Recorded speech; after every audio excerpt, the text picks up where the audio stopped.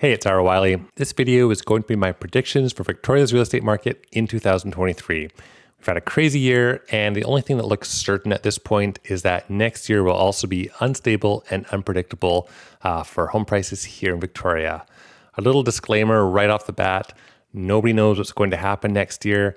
Not economists, not the Bank of Canada, and definitely not realtors. But I do think it's a fun exercise to make predictions and have a conversation about what the possibilities could be so you can prepare yourself for all the different scenarios that could be coming our way. Short term, it's anyone's guess, but long term, we do know that real estate in Victoria trends upwards. With my own investments, I always look long term, meaning at least 5 years. I don't believe in trying to time the market, and I don't try and flip properties because that's where you can get into trouble. In one of my last videos, I talked about a pre-sale investment I bought earlier this year at the height of the market, and that's 2 years away from closing now. So I'm definitely quite anxious about this one because if rates stay the same as they are today, I'm going to be losing money each month on that investment. But I'm in it for the long haul, and I'm going to hold on to that property for as long as I need to make it cash flow positive again. I want to hear your predictions and thoughts as well, so please leave a comment below about what you think is going to happen in the new year. And please subscribe so we can revisit this video again in 1 year from now and see if I was right or wrong. My first prediction is going to echo what the general sentiment seems to be about interest rates. We'll see a gradual easing of interest rate hikes in the new year. Perhaps 2 more small rate hikes of maybe 1/4 point each, and then the Bank of Canada will stop raising rates and they'll go into a wait, pray, and see mode that inflation finally starts falling. There's a lot of new government policy coming in 2023, including a complete 2-year ban on foreign buyers and the introduction of a rescission period for unconditional offers. I think both of these policies will have absolutely zero impact, and it's just too little, too late. Overall, I think the market will continue to decline as buyer affordability worsens. Inflation and the high cost of living will continue to eat into people's savings. People could even start having to dip into their down payments if they're saving for one, just to get through the day-to-day life that we have now. Buyers have lost over 40% of their affordability since the start of the year with the rate hikes. Home prices have come down. They haven't come down 40%, and I don't think they will come down that far. I think the majority of sellers are comfortable enough to keep making payments. Maybe they have a low rate from a few years ago, or maybe they just have built up a lot of equity or have paid off their mortgage. I do think we'll see maybe a 10 or 15% drop next year, led primarily by investors cashing out, estate sales, and anyone who absolutely has to sell. This could be those people who bought in the last 2 years and perhaps overextended themselves, but the average homeowner will dig in their heels. Spring will be the most interesting time to watch, as traditionally this is when the most inventory hits the market. Right now, we've had a reluctant decline in prices, but also very low inventory, and that's a bit unusual, as those things don't usually happen together. Traditionally, prices decline when inventory is high. But again, I just don't think the majority of Victoria homeowners are going to be in a rush to sell, and I know a lot of them just wouldn't even qualify for a new place if they did sell. A lot of people don't qualify to live in the home that they're at now, so they're kind of locked in there. They're a bit stuck where they are. Certain segments will perform the best, perhaps even go up. These include multi-generational properties. Families buying together has become a great solution to the housing affordability problem. Plus, you couple that with long-term care really lacking right now, and a lot of elderly people, they want to age in a home, they want to be with their family. So homes with a duplex-style layout, something a little bit better than your classic basement suite, I think these will be in demand. Any property that density can be increased, but also remain cash flow positive as a rental until that point. We're seeing a lot of new government policy on the provincial and municipal level that's really pushing for more development.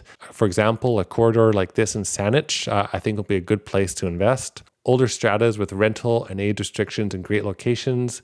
If I had the money right now, I would definitely pick up a nice condo in Cook Street Village or Oak Bay in a really great location that couldn't be rented out until now. Quality homes in good neighborhoods will always be in demand. Victoria will always be a desirable destination for cash buyers and retirees who want to be near the ocean in areas like Oak Bay or Cadborough Bay. And I think the luxury market will always do well just because there's always a lot of money coming into Victoria. Who will the losers be? Vacant land. Investing in land that has yearly holding costs doesn't make much sense right now. You can put that cash into a GIC and make a guaranteed 5% with no hassle. You don't have to deal with the holding costs or the speculation tax that land carries. Pre-sales, it's going to be a slow year for pre-sales. Many developments are still priced at 2021 prices because of the high cost of building. If the resale market comes down a lot, it won't make these pre-sales very attractive to buy. And buyers are very wary of pre-sales now because of the unstable interest rates. And who knows if some of these projects will even be completed. So there's a lot of instability, which isn't good for the pre-sale market. The silver lining here is that investments into new buildings will also decrease overall. So I think that if people can weather the storm, and if you bought a pre-sale like myself that will come online in 2024 or 2025, then I think it will slowly start to regain its value because I think there's going to be a dry spell in the years after where we won't see a lot of other new buildings come online. So those pre-sales will become a lot more attractive and hopefully regain their value at that point. Home flippers, anyone who bought a house in the last 1 or 2 years and is trying to sell it now or has done the renovation and is trying to flip it, I don't think that's going to work out well for them. I know a lot of people maybe have been holding on to the hope that next spring prices will come up again, and I just don't think that's going to happen. So I think these are the kind of homes that we're going to see on the market being sold at a discount. Older condos with major work coming up, the depreciation reports are very outdated on a lot of these buildings, and they just haven't kept up with inflation. They haven't kept up with the high cost of labor and construction now.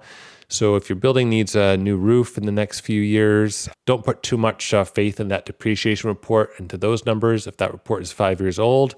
And I think we could see a lot of owners facing huge bills in these buildings if it needs a new roof, elevator, or siding, or things like that. They always say millionaires are made during recessions. I think there are a lot of great opportunities out there right now for the patient and savvy investor. The next 1 or 2 years could be very tough though, but I'm optimistic prices will start to bounce back. The question is, how many people still have cash to make plays and invest in this market? And when we're going to hit the bottom, when is the time to jump back in? As buyer affordability evaporates, it's very possible we could see all the pandemic home pricing gains completely wiped out. I don't think that's going to happen.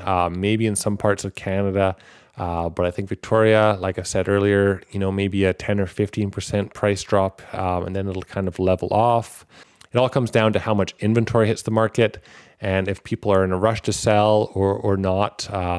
Inventory levels are the key thing to watch in the spring here. Please let me know your thoughts and predictions below. I hope everyone has a safe and happy holidays with their family. Thank you so much for watching and your support of this channel, and I'll see everybody in the new year.